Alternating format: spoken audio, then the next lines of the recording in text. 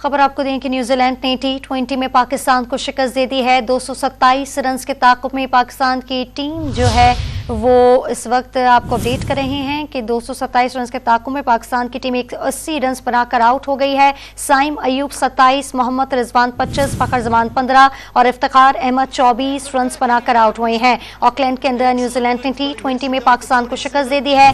227 run के ताक़ुब में पाकिस्तान की टीम 180 रन बनाकर आउट हो गई है। साइम अयूब 27, मोहम्मद रिजवान 25, फ़खर जमान 15 और इफ्तिखार अहमद 24 रन बनाकर आउट हुए हैं। आपको अपडेट कर रहे हैं इस हवाले से कि न्यूजीलैंड ने T20 में पाकिस्तान को शिकस्त दे दी है। 227 रन के ताक़ुब में जो पाकिस्तान की टीम है वो 180 रन बनाकर आउट हो गई है। आपको अपडेट करते चलें कि साइम अयूब 27, मोहम्मद रिजवान 25, फ़खर जमान 15 और इफ्तिखार अहमद 24 रन बनाकर आउट हो गए हैं।